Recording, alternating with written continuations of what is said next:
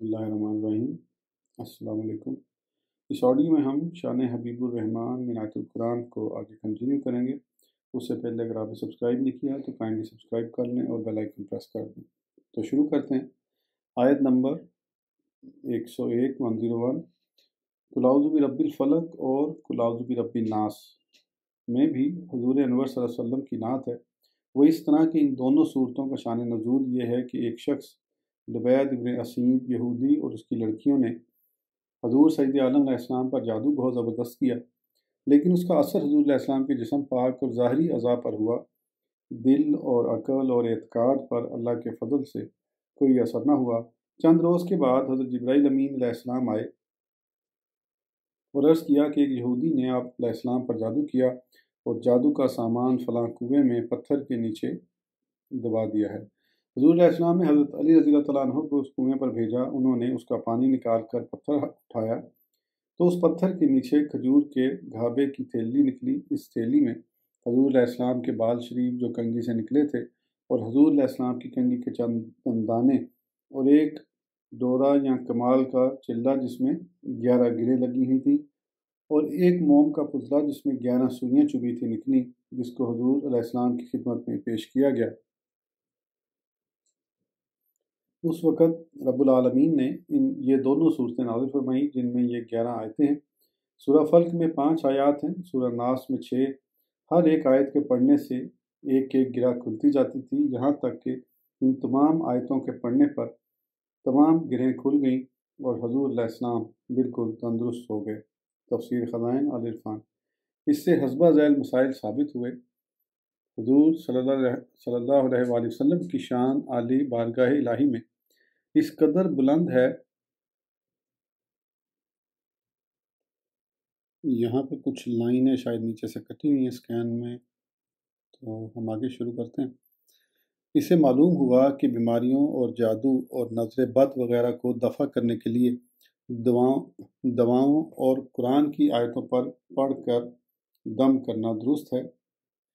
इसी तरह तावीज़ वगैरह जायज़ है। देखो शामी जिल्द पंजू। हाँ, जिन मंत्रों में शिरकिया कलमे लिखे हों या किसी और ज़ुबान के जिसके मायने की हमको ख़बर ना हो कि उनमें शिरकिया बातें हैं या कि नहीं, उनसे इलाज करना हराम है। इसी तरह तावीज़ में कुरानी आयात का खून से लिखना या खिलाफ तरतीब लिखना या कि तावीज़ में लिख कर पाँव या जूते में बांधना या उस पर जूते मारना हराम है कि इसमें हरूफ की तौहीन है। मसला तावीज़ पर और इसी तरह दम करने पर उजरत लेना जायज़ है, अगरचे कुरान की आयत भी लिख कर दे या सूरह कुरानी पढ़ कर ही दम करे कि ये तो एक तरह का इलाज है। देखो मशकूआ और शामी जिल्द अव्वल वगैरह। गर्ज़ ये कि ये दोनों सूरतें नात मुस्तफ़ा अलैहिस्सलाम हैं। आयत नंबर 102 अल्हम्दुलिल्लाहि रब्बिल आलमीन। सूरह फातिह। सब तारीफ़ें अल्लाह को हैं जो मालिक है सारे जहानों का। इस सूरत पाक में अल्लाह की हम्द और बंदों को दुआ की तालीम है, मगर इसमें हज़ूर अलैहिस्सलाम की भी आला दर्जे की नात है, इसलिए कि अलहम्द में अगर अलिफ व लाम को इस्तगराक लिया जाए तो मायने ये होंगे कि सारी तारीफ़ें अल्लाह ही की हैं। यानी दुनिया में जो भी किसी की तारीफ़ किसी वक़्त करे, किसी नेमत के शुक्रिया में करे, वो दर हकीकत खुदा ही की हम्द हो। जिसमें जो कुछ खूबी है वो अल्लाह ही की दी हुई है। चीज़ की तारीफ़ हकीकत में उसके बनाने वाले की तारीफ़ है। दूसरे मायने ये भी हो सकते हैं कि वो ख़ास तारीफ़ अल्लाह की है, अलिफ लाम अहदी हो। कौन सी तारीफ़ अल्लाह की है? जो कि हज़ूर अलैहिस्सलाम के मुँह से अदा हो या उनके सिखाने से कोई अल्लाह की हम्द करे तो मतलब ये होगा कि ख्वाह हम्द इलाही कोई भी करे, मगर मकबूल हम्द वही है जो कि महबूब करें या महबूब के बताने से कोई करे। सल्लल्लाहु अलैहि वसल्लम रूहुल बयान। इसीलिए आज अगर सारी उम्र कुफ़ार खुदा की तारीफ़ करें, बिल्कुल कबूल नहीं, क्योंकि उन्होंने हम्द मकबूल न की जो कि हज़ूर अलैहिस्सलाम की बताई हुई थी, और इसीलिए क़यामत के दिन लवा अलहम्द हुज़ूर ही को दिया जाएगा। हदीस शफ़ाअत में वारिद है कि रब ताला हमको अपनी ख़ास हम्दों से इत्तला देगा जिनसे मैं हम्द इलाही करूँगा। गर्ज़ ये कि दुनिया में उन ही की हम्द मकबूल और आखिरत में भी। इसीलिए हज़ूर अलैहिस्सलाम का नाम पाक अहमद यानी अपने रब की बहुत हम्द फरमाने वाला, और रब का नाम है महमूद यानी महबूब का महमूद सल्लल्लाहु अलैहि वसल्लम। यहाँ इस आयत के मायने ये हैं कि हम्द कामिल तो अल्लाह ही की हम्द है, यानी तमाम मखलूक हमारे हबीब की तारीफ़ करे, मगर جیسے چاہیے ویسی نہیں کر سکتی۔ کامل حمد محبوب علیہ السلام کی وہی ہے جو کہ اللہ نے کی، اسی لیے حضور علیہ السلام کا نام پاک ہے محمد صلی اللہ علیہ وآلہ وسلم۔ تعریف کیے ہوئے کس کے؟ اللہ کے، اور اللہ تعالیٰ کا نام پاک ہے حامد، تعریف فرمانے والا کس کی؟ اپنے محمد کی صلی اللہ علیہ وآلہ وسلم۔ اب اس آیت پاک سے جس قدر نعت پاک محبوب دو عالم صلی اللہ علیہ وآلہ وسلم کی ثابت ہوئی وہ ظاہر ہے، اسی طرح اس سورے کی ہر آیت سے حضور علیہ السلام کی نعت شریف ظاہر ہو رہی ہے۔ آیت نمبر 103، اهدنا الصراط المستقیم صراط الذین انعمت علیہم، سورہ فاتح۔ ہم کو سیدھا راستہ چلا، ان کا راستہ جن پر تو نے احسان کیا۔ یہ آیت کریمہ بھی حضور انور صلی اللہ علیہ وسلم کی کھلی ہوئی نعت شریف ہے۔ اس میں مسلمانوں کو تعلیم ہے کہ یہ دعا مانگو کہ خداوند عالم ہم کو سیدھا راستہ چلا، وہ ان کا راستہ ہے جن پر تو نے احسان فرمایا۔ سیدھا راستہ دین اسلام ہے، اور دین اسلام پیروی مصطفیٰ صلی اللہ علیہ وآلہ وسلم کا نام ہے۔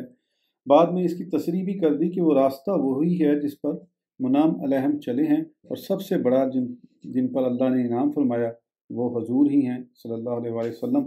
تو رب نے مسلمانوں کو یہ تعلیم دی کہ تم ہم سے یہ دعا مانگا کرو کہ خداوند ہم کو اپنے محبوب علیہ السلام کے قدم بہ قدم چلنے کی توفیق عطا فرما، اور اسی پر قائم رکھ، اور اسی پر خاتمہ نصیب فرما، آمین ثم آمین یا رب العالمین۔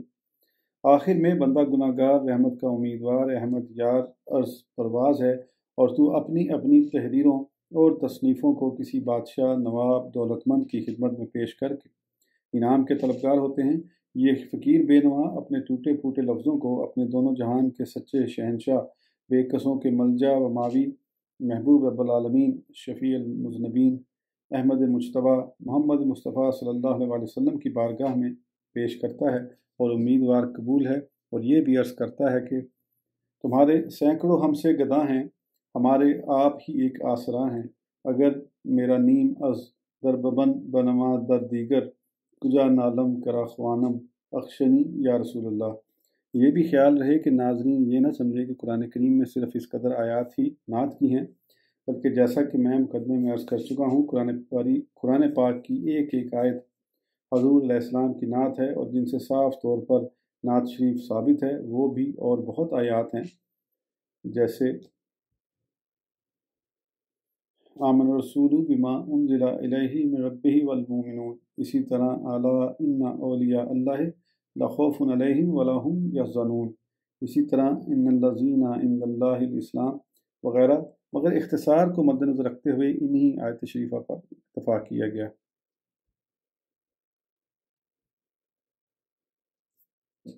روز ایمان افروز دوشنبہ مبارک سن 1361 ہجری پایہ تکمیل کو پہنچی۔ رب العالمین کو اس کو میرے واسطے اور میرے محترم بزرگ حاجی الحرمین شریفین جامع شریعت اور طریقت حضرت شیخ المشائخ تراب اقدام احمد الحاج محمد علی صاحب قبلہ دام ذلہم کے واسطے تو شاخرت بنا دے، اور خدائے پاک حاجی صاحب موصوف کو اس سے بھی زیادہ خدمت دین کرنے کی توفیق عطا فرمائے، آمین ثم آمین یا رب العالمین، بجاہ حبیب کل کریم سیدنا محمد صلی اللہ تعالی علیہ وآلہ واصحابہ اجمعین برحمتک یا ارحم الراحمین۔ ناچیز احمد یار خان اور جہانوی، یہ میں نے اب بک پوری ہو گئی الحمدللہ۔ ابھی آگے اور بھی ہے، آگے شروع کرتے ہیں۔ یہ پتہ نہیں کتاب کے بیچ میں انہوں نے ایک دم خاتمے کا ذکر کر دیا۔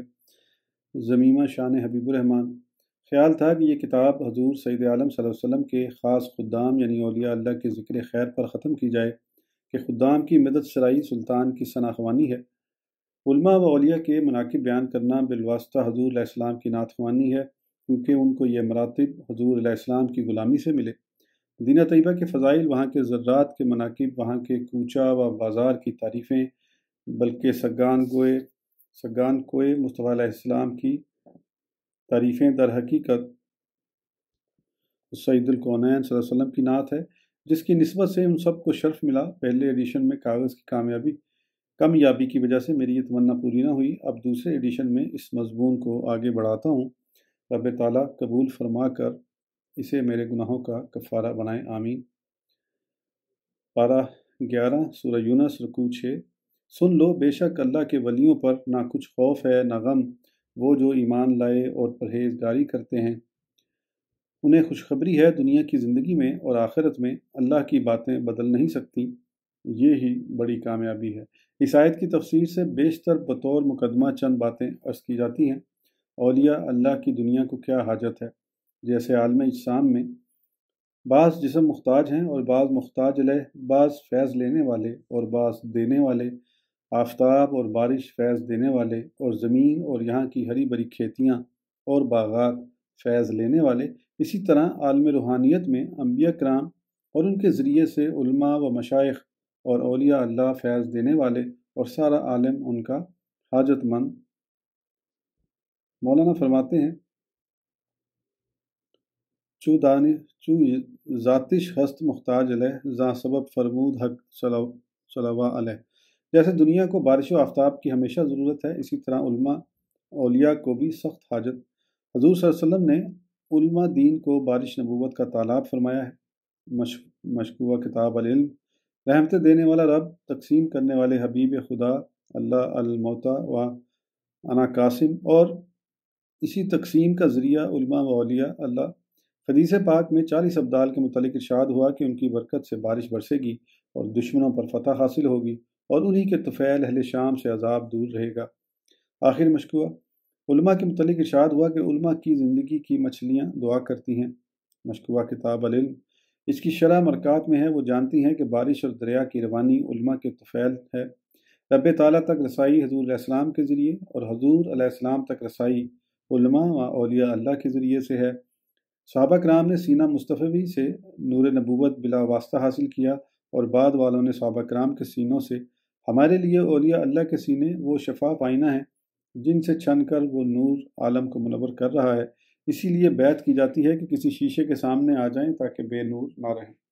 انبیاء کرام خلق کی ظاہری اور باطنی اصلاح کے لیے تشریف لائے۔ سلسلہ نبوت ختم ہونے کے بعد وہ کام دو گروہوں کو سپرد ہوا، ظاہری اصلاح علماء دین کے ذمے اور باطنی اصلاح اولیاء اللہ کے سپرد۔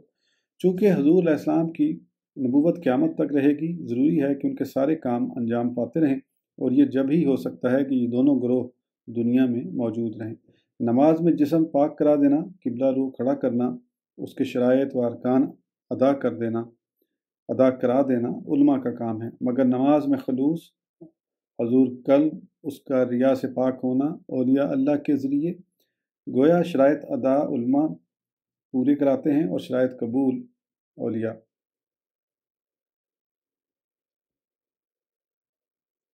قرآن اور کعبے کا دیکھنے والا صحابی نہیں مگر نبی صلی اللہ علیہ وسلم کو اخلاص سے دیکھنے والا صحابی ہے۔ معلوم ہوا کہ اعمال سے زیادہ صحبت اثر کرتی ہے۔ حکایت، ایک بادشاہ نے چینی اور رومی کاریگروں سے فرمایا کہ تم اپنے اپنے کمالات دکھاؤ۔ ایک کمرہ ان کے سپرد کیا جس کے بیچ میں پردہ ڈال دیا اور کہا کہ ایک دیوار پر تم اپنا جوہر دکھاؤ اور دوسری پر دوسری۔ چینی کاریگروں نے اپنی دیوار پر نقش و نگار کھینچ کر اسے چمن بنا دیا، رومیوں نے اپنی دیوار کو گھوٹ کر مثل آئینہ شفاف کر دیا۔ دونوں نے فارغ ہو کر سلطان سے کہا کہ آئیے معائنہ کیجیے۔ بادشاہ تشریف لایا اور فرمایا کہ اس پردے کا سارا جھگڑا ہے، اسی آڑ کو پھاڑو، پھر مقابلہ کر کے دکھاؤ۔ جب پردہ اٹھا اور دونوں دیواریں مقابل ہوئیں تو چینیوں کے نقش و نگار رومیوں کی دیوار میں نظر آنے لگے کیونکہ وہ شفاف تھی۔ اسی طرح انسان ایک کمرہ ہے، اس کی دو دیواریں ہیں، قالب اور قلب۔ علماء شریعت قالب پر شریعت کے نقش و نگار کھینچتے ہیں، پیران طریقت مراقبے اور چلے کرا کر قلب کی گھٹائی صفائی کرتے ہیں، مگر سانس کا پردہ درمیان میں ہے۔ جب دور حیات ختم ہوا اور ظاہری زندگی کا پردہ چاک ہوا، اس وقت قالب کے سارے نقوش انشاءاللہ گھٹے ہوئے اور صاف قلب میں جلوہ گر ہوں گے۔ اسی کا قبر میں امتحان ہے۔ بے دیکھے محبوب کی پہچان کرائی جاتی ہے، اگر دل صاف ہے پہچان ہو جائے گی۔ روح نہ ہو مضطرب موت کے انتظار میں، سنتا ہوں مجھ کو دیکھنے آئیں گے وہ مزار میں۔ ایمان عالم دین سے ملتا ہے مگر ایمان کی حفاظت اولیاء کے کرم سے ہوتی ہے، اسی لیے اولیاء اللہ علماء کے شاگرد اور علماء اولیاء اللہ سے بیعت ہوتے ہیں۔ یہ دونوں جماعتیں گویا اعمال و ایمان کے دو بازو ہیں۔ جیسے پرندہ دونوں بازوؤں کے بغیر نہیں اڑ سکتا، ایسے ہی ہمارے اعمال ان دو جماعتوں کی مدد کے بغیر بارگاہ رب العالمین تک نہیں پہنچ سکتے۔ یہ دونوں جماعتیں زندگی کی گاڑی کے دو پہیے ہیں، جیسے جسم پر بیماریاں اور لوہے پر زنگ آتی رہتی ہے، اسی طرح دل پر بھی غفلت کی زنگ چڑھتی رہتی ہے۔ بیماری اجسام کے لیے اتباع یونان پیدا ہوئے اور بیماری دل کے لیے اتباع ایمان۔ مولانا فرماتے ہیں، چند خوانی حکمت یونانیہ، حکمت ایمانیہ راہم بخواں۔ زنگ آلود لوہے کو بھٹی کی ضرورت ہے اور زنگ آلود دل کے لیے صحبت اولیاء و عبادات و ریاضت درکار۔ مگر تاثیر میں صحبت اولیاء اللہ تیز تر ہے۔ تلاوت قرآن پاک سیاہی قلب کو آہستہ آہستہ دور کرتی ہے۔ مشکوہ مگر اللہ والے کی نظر کرم آن کی آن میں کایا پلٹ دیتی ہے۔ مولانا فرماتے ہیں، یک زمانہ صحبت با اولیاء بہتر از 100 سالہ طاعت بیریا۔ نگاہ مرد مومن سے پلٹ جاتی ہیں تقدیریں۔